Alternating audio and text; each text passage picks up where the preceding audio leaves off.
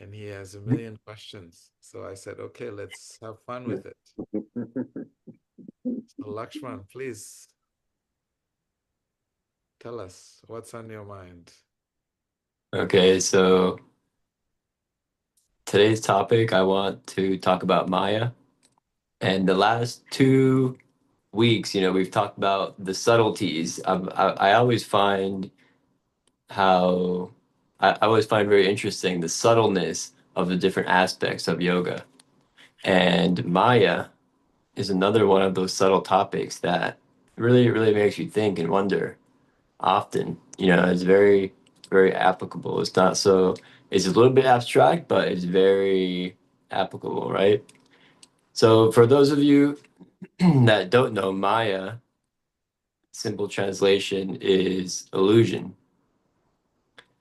And we're going to have Veda enlighten us on the elusive nature of this world. So Veda, I kind of want to start with understanding how first, what Maya is, a little bit more detail, and then how does Maya present itself in the three modes of nature? So in the mode of ignorance, in the mode of passion, and then in the mode of goodness. Okay, beautiful question. Beautiful question. I also forgot to recognize Keshavi Ma. She's our host. So thank you for hosting us. Lakshman, beautiful question. It's a very deep question. So let's try to see if we can dive a little into it and we can open it up more for discussions. So this term Maya, Maya, is a Sanskrit word which literally means that which is not. So this word Maya is that which is not. So to break that open some more, we understand that Maya is an illusory force. It's an illusory energy. And it's all pervasive.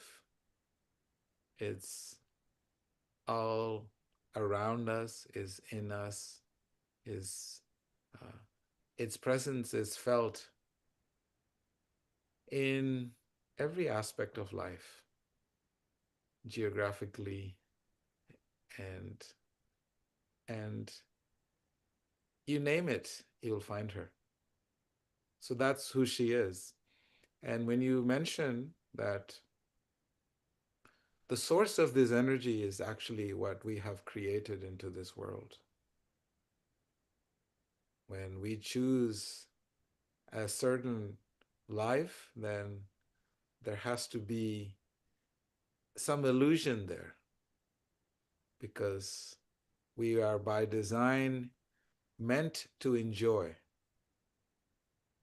And that desire to enjoy requires you choosing what is it that you want to enjoy. And that Maya, that illusory energy, is expressed through these three primary channels, pathways, we can call them. So as you mentioned that there are three modes of material nature. So this illusory energy is expressed through these three pathways. All of you have heard of yoga and have studied, so you all know the three modes: sattva, rajas, and tamas.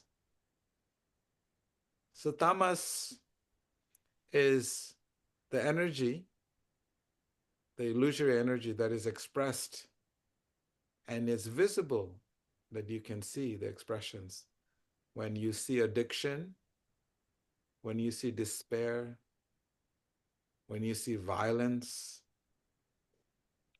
when you see people live their life and they do not question as to why are we here? Why do we live? So the reality that you're living in, the subjective reality, is not in question. And so it is a reality that we are constantly reacting to. So that means that we have created our world into a very, very small space. Addiction, for example, is a very small space. And that small space becomes your home. And you cannot go out of that space. You can ask someone who's an addict. Their whole life is defined by one habit and one habit alone. So that is illusion expressed in the mode of ignorance or tamas. For example, there is a story in the Vedas that we find about a frog that lives in a well. And he's very content. He has a little well and he lives in it. That's his domain, that's his territory. And then one day, a frog from outside came for a visit. And he said, "Hey, my dear friend, how are you doing? How is life?" And the frog replied, "I couldn't be better. Look at my home. Such a massive, beautiful place, and this is all to myself." And his frog, who came to visit him, had expressed to him that there is a big ocean out there, and that place is so big. And this frog in the well is listening to his description of his home, and he could not believe his ears. How is it possible that there is anything out of this well? There cannot be anything better, cannot be anything bigger. So much so, in that story, that says that this frog in the well, his imagination, he just could not let his brain exploded. But the whole point of this story that the Vedas tell us is that we have created a world for ourselves, and we will experience the world through these three particularly um, beautiful pathways. So when we limit ourselves, then what happens? Then we're missing the point. There's so much more to it than just one thing that controls your life. And you'll be surprised that how much of the people in the world are encaged themselves in such a small space. So that is tamas, or someone who is operating in the pathway of ignorance or darkness. And then the second pathway to experience this maya, this illusion, is called the mode of passion. That you can see in this world are people who have a tendency to distort the facts. And you can see it. Everyone, of course, there is subjective reality, but even that subjective reality is even distorted further. So someone who's seeing the world with the mode of passion. And those people are generally very ambitious, and that ambition leads to anxiety. And you'll notice there is a constant state of comparison and competition in their life. They compare and they compete. He's got more beautiful hair than me, so I want to find the latest, you know, hair transplant. You name it. There's always this comparison and competition. So this is something that someone who experiences the world in this second tier, the second pathway, and they always feel incomplete. No matter how much they accomplish in life, there's a feeling of incompleteness within them. They never have enough. no matter how much they have. And so, what happens? The Vedas give another beautiful story of a donkey. A donkey in India, if you see in the villages, they have the donkeys, they carry a lot of weight on the cart. And in front of the donkey, they hang a stick and they hang a bundle of carrots. And it looks very attractive to the donkey. And as soon as the donkey sees the carrot, it starts to walk. And he just keeps going. And the master is watching, effortlessly watching this donkey just like carrying all this load. And the donkey is hoping that he's going to be able to have the carrot. So, this uh, mindset that we have, he is constantly trying to achieve a reality. He doesn't deny reality, but he is trying to negotiate the reality, which means there is a hope that he's going to get some pleasure out of this.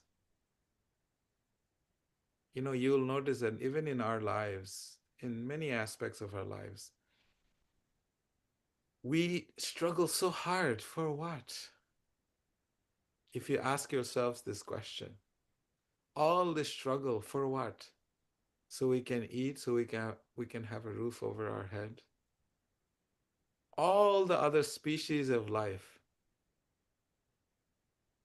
they don't make as much effort for their food and for their shelter. Birds, they just go sit in a tree and they have shelter. Human beings, so much effort is made. So this consciousness that we operate under, this Maya, illusory energy, is the pathway of the mode of passion. And then we have the Sattva, or the mode of goodness. It's a very subtle mind. There's clarity of life, and they understand the reality of the world, and their knowledge of the world is more refined. So when they see the world, they see there is so much suffering. There is something more to life than just the life that I'm living. So they have a tendency to reflect the reality. And that reality that they're reflecting on the world is not a reality that has been revealed to them. Revelation of reality is a reality that comes from identifying with your true self within the heart. Just like imagine you see a moon. There is a moon in the night, and if you see it next to a lake, you will see that beautiful reflection of the moon in the water. It looks identical. So that deflection or reflection as the reality, meaning that you consider the moon in the water as the real moon and not the moon that is shining above. So, this is someone who sees the world but is missing the bigger picture, seeing the reality, but is not the true reality, is not the revealed reality, is the subjective reality, is the reflection. It's also example is given that we polish the cage. You know, you have a bird in the cage in your house. You polish the cage, but you forget to open the door. So you're still in the cage, but you're polishing it really well. So this is the the three modes. So in essence, in all these three modes, The common thread is that we identify with the field, but not with the knower of the field. In the 13th chapter of the Gita, there is a very beautiful metaphor that Krishna is explaining to his friend Arjuna in the middle of the battlefield. He says, Arjuna, you're so smart, such beautiful arguments, but you forgot one thing. You have identified with the field of activity, but not with the knower of the field. So this body is considered the field of activity. It's all happening in this body. And we, the soul that is residing in this body, is the knower of this field. And that we have not identified with. And so that is the biggest illusion where all our drama in this world takes place, is the misidentification. And how this misidentification is expressed through these three modes of material nature. Does that make any sense, Lakshman? Yeah, it does. So with the so for example, if you think about emotions, right? Yes. Emotions would be under all of these three, or would it just be under passion or depending on the emotion? Yes, depends on the emotions. Emotions have various degrees. Emotions are not just one bucket, one shoe fits all. Emotions have various different depths and rigidity. Emotions have uh, certain emotions are very strong. For example, we are doing our chitta cleanse online, and we will be studying the emotion of anger, for example. The emotion of anger is so powerful that if it doesn't find its proper utility and it is suppressed for long periods of time, that emotion will enter into this body and will physiologically, biologically impact the body. Where when you get old, when your metabolism slows down, that emotion that is stored in your body will express itself through, you know, Parkinson's and Alzheimer's and other physical expressions. So all these emotions that we have, they have so much value, but they have various levels of uh, strength. So if you look at anger, for example, is anger, would that be a form of Maya, for example, in the mode of goodness, or could you have it in all three modes? Yes, anger in the mode of goodness will turn into determination for success, spiritual success. Anger in the mode of passion will actually go and hurt someone else. And anger in the mode of ignorance will self destruct. I am the most horrible person. I'm just going to booze myself, you know. So the the the walls that you build for yourself, it becomes more and more uh, strong and smaller. So Mm. all these emotions have its utility, but that's why this chitta cleanse we're doing is actually trying to find the virtues of all these emotions and understanding how to channel that.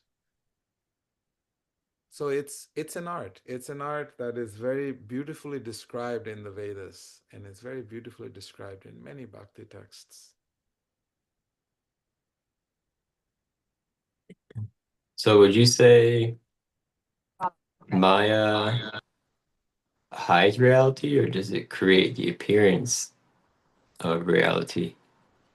Okay, beautiful question. So I will break this answer down to 2 points. In Sanskrit, this point that you're the question that you ask could be broken down into two. So one is called the avarana shakti. Avarana shakti means, imagine you're here walking, and you see a big, beautiful cloud covering the sun, right? It happens. The cloud covers the sun, and you don't see it. So, can we conclude that the sun doesn't exist? No, the sun exists, except our vision is covered. So, this is called the Avarana Shakti. That means our vision is covered. And the second Shakti is called the Vikshepa Shakti, is where we project ourselves as the truth, as the reality. We project ourselves on the truth. Atmavan manyate jagat. That means we see the world as we are, not as the world as it is. The sun is always there. The sun hasn't left. But the temporary covering, we conclude the sun doesn't exist. Interesting phenomena, right? So this is like, for example, okay, I won't give you an example, but you understand the first one, the Avarana Shakti, the sun is there, and we think that the sun doesn't exist. And the Vikshepa Shakti is projecting. For example, you have certain knowledge.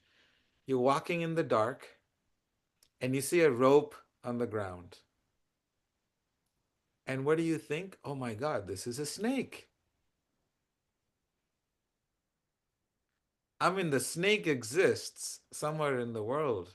That image is there. You have seen it before. But because you see a rope, you know, in the dark, you think it's a snake.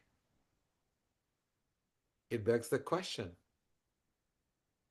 what's happening there? So you're projecting your truth from somewhere into the present. It is not the truth of the present, but it's a past truth that is stored within you and you're projecting it to the present. So these are some of the ways, Lakshman, that Maya gets us. And that's why it has to be an effort to see how to uh, understand what is false and what is truth. So it's not like Maya doesn't mean that everything in this world is false. It is just misplaced truth. Has it ever happened to you that you're wearing a coat and you forget to take off your coat and you're still looking for a coat? I was that yesterday I had my glasses on my head like this and I was looking for my glasses for like 10 minutes. I'm like, "Oh my God, where did I put my glasses? I can't find it." And I remember I called a person. I was in his office and I said, "Hey, I lost my glasses. Can you please check your desk to see if I left my glasses on your desk?" And he's looking around. My reality. He's looking around for my glasses, and my glasses are on my head. So this is, how we see the world. So that can you say those two words again? Is Avanara? Avarana and Vikshepa. Avarana Shakti and Vikshepa Shakti.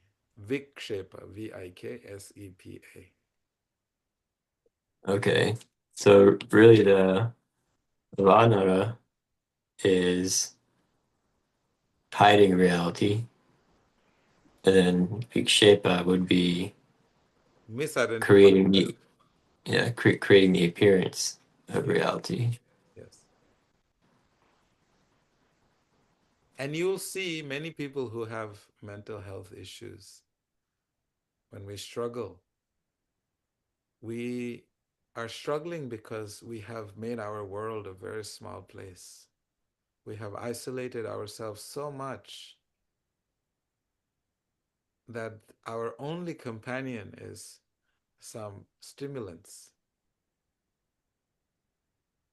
How sad.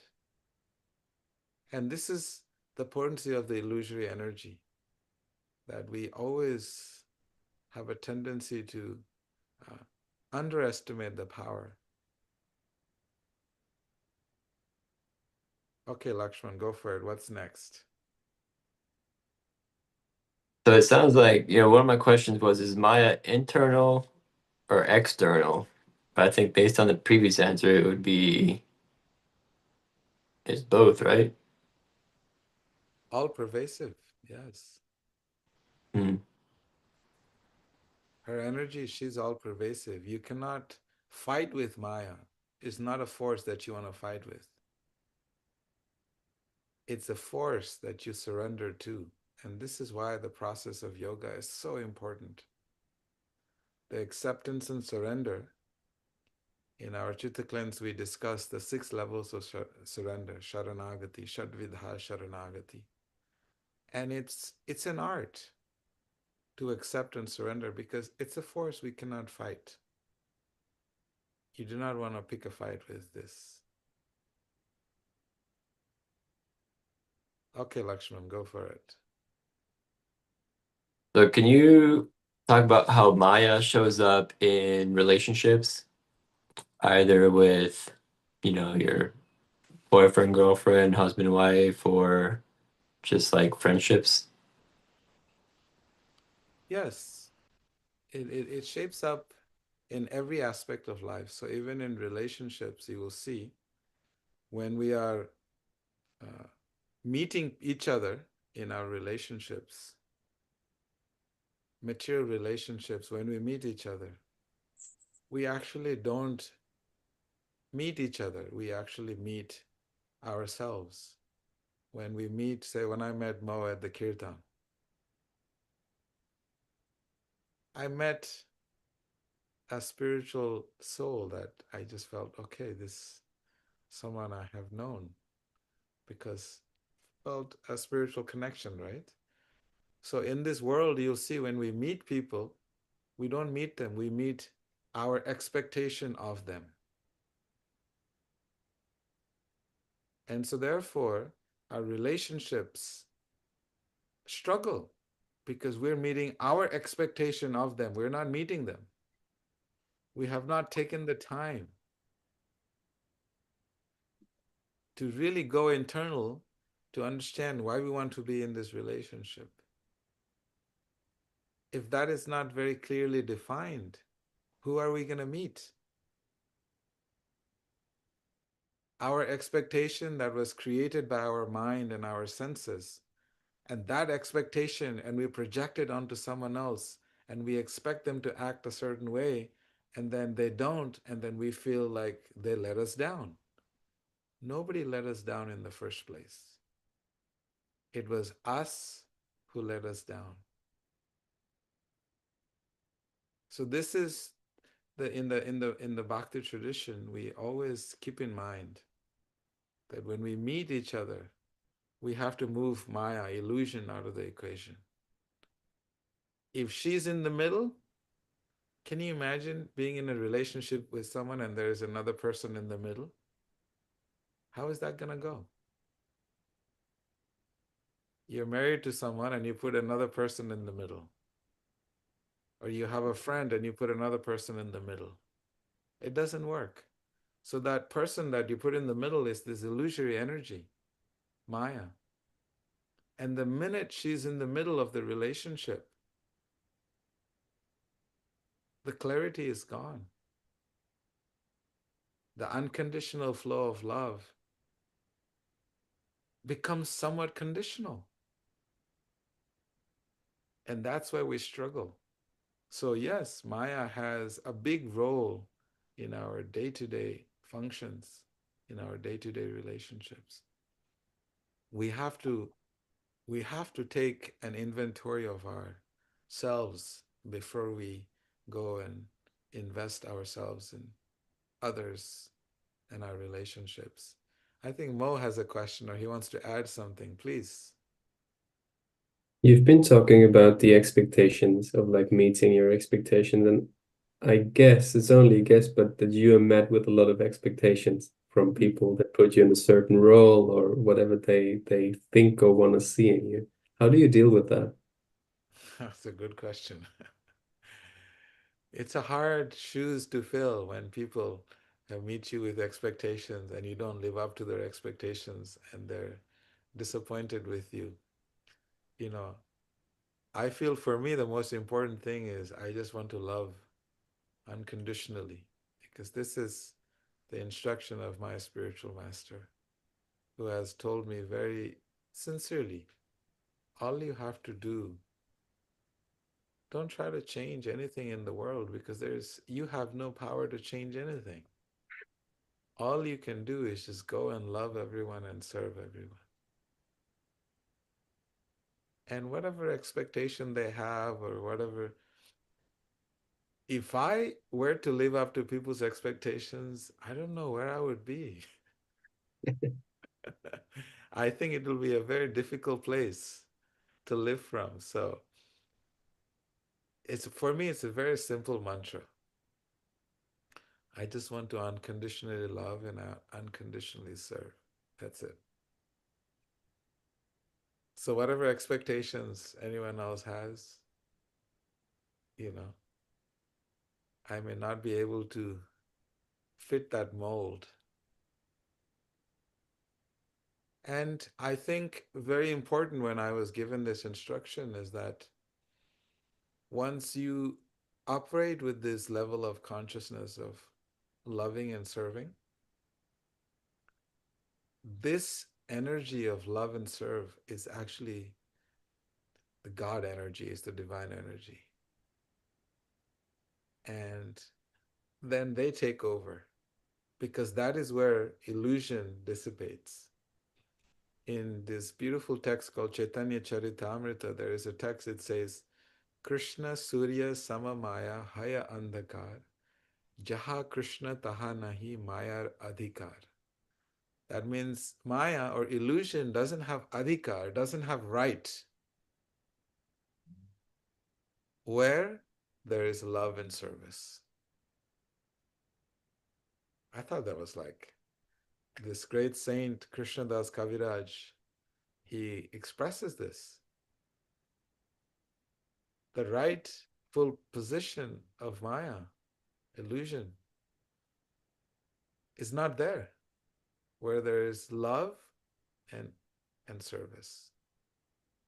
So that's my escape route to dealing with expectations. It's a great question, though. Well, Beautiful, thank you.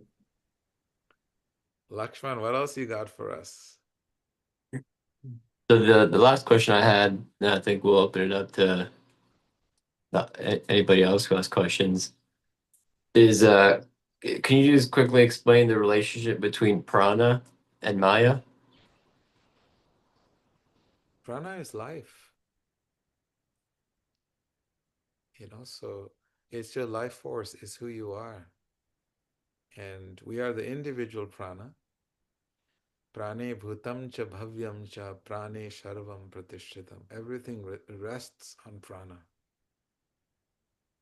Everything survives because of prana. We are this small pranic beings. And so Maya is affecting all the pranas, all the living entities through her presence.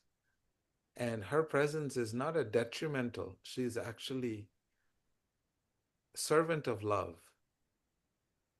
How cool is that, right?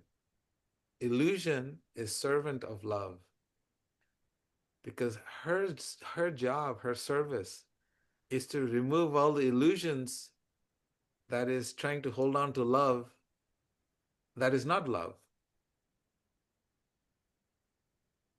Does that make sense? Like in the ocean, a lot of these whales and stuff, they have these barnacles because they live in the ocean. I noticed that someone sent me a video and it was so sad.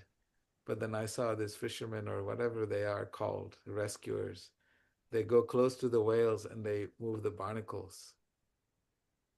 So Maya's responsibility is to remove anything that is not pure love.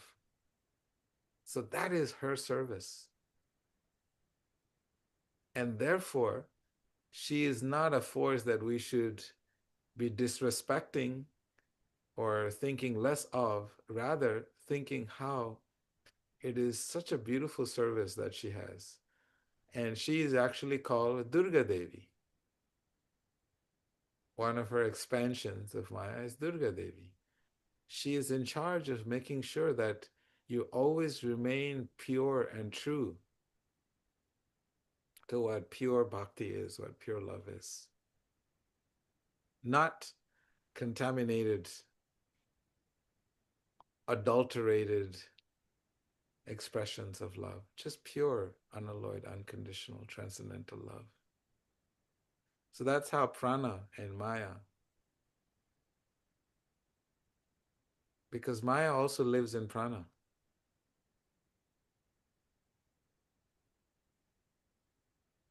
So, very beautiful symbiotic relationship is there. You know, one of the things, as I was sharing, is one of the forms of Maya is that she is called Smriti Bhramsha, which means amnesia. You know, people forget. And it's a big problem in this world that we very quickly forget. What do we forget?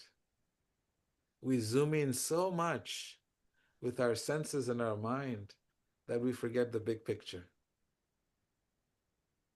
And this is such a big problem in our life. Anytime you're struggling, you will notice that you have zoomed in a little too much and it's time to zoom out. And the minute you zoom out, you get to see the big picture. Otherwise, life is such a struggle because you created such a little narrow space for you and you can barely breathe. So this is what the sages are saying. This is one of the qualities of Maya. And imagine, Lakshman, imagine your life defined by one incident. You can do so many things right, but you do one thing wrong. And your whole life is defined by that one mistake. And it happens because the world doesn't look at the big picture. I remember one time I was at a debate at a university. I was young and I used to love to debate. And I had gone to a debate at this university. And they were dogging on the Dalai Lama because he has a campus here in Emory University. And they were dogging on him. For what? Because he said that it's okay to eat meat, or he ate meat, something of that sort. His whole life, everything, his contribution to the world and all of that, that was not the main trajectory of the debate. He was like, how could he promote peace and nonviolence and eat meat? So the whole narrative was defined by one thing that was a spot on his character. So this is how the mind has a tendency, is always looking to the smallest little thing and forgetting the big picture. And this, you can apply it in your life. When you're struggling, look at the big picture. As soon as you zoom out, your stress, anxiety, everything is gone. No one cares about me. And you look at your phone and you see you've got 500 people on your contacts. Oh my God, so many people. So this is how it works. And it's a very common phenomena that the mind plays a pivotal role in maintaining the circle of illusion, the sphere of illusion. Because no matter what the current reality is we are always projecting the past impressions to the present.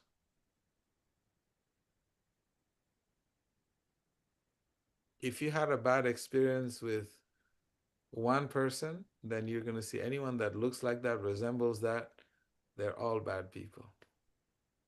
So these are some illusory uh, expressions in this material world that we carry with us.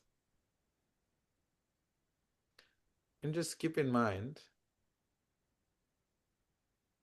like I sometimes think how this beautiful divine energy is all pervasive. And it's like we're holding onto this umbrella and looking for the sun.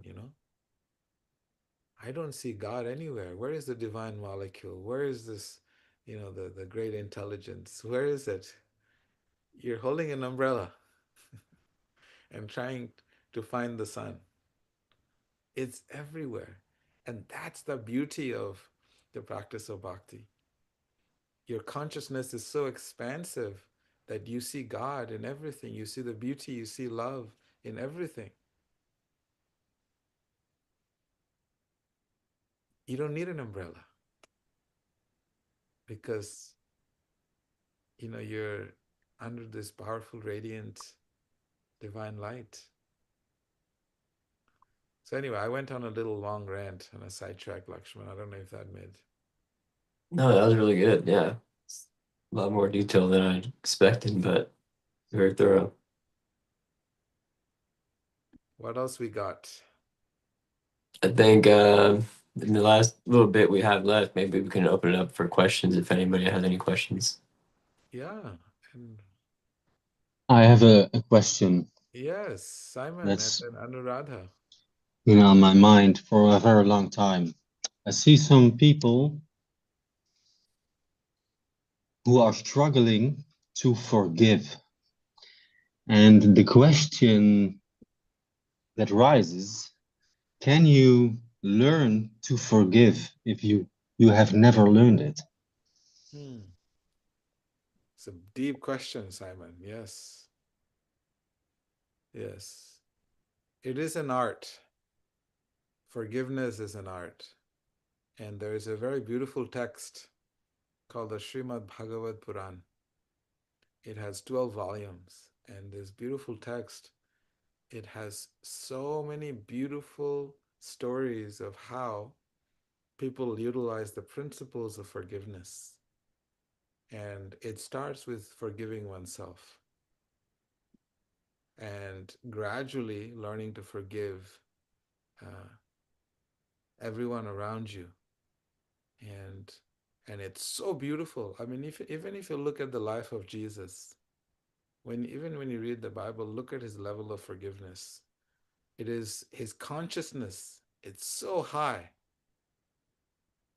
It is the highest level of bhakti consciousness to forgive those that torment you.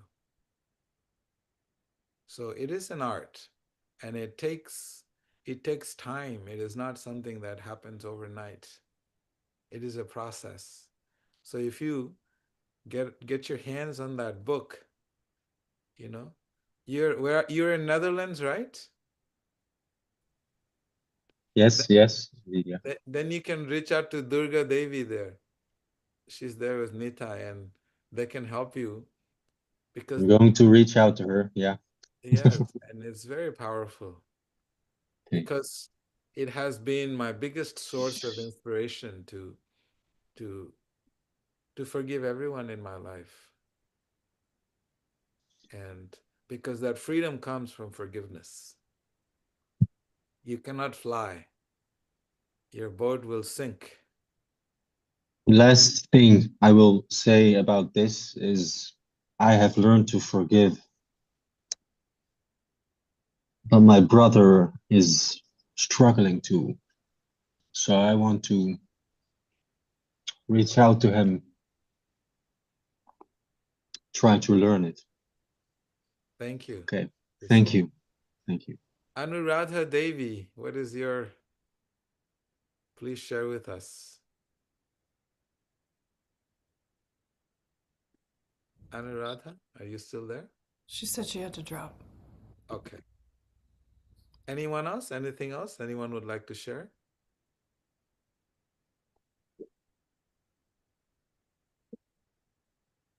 Ina has a number of questions in the chat. We can take one because of time. Is Ina there? Not sure which one you want to.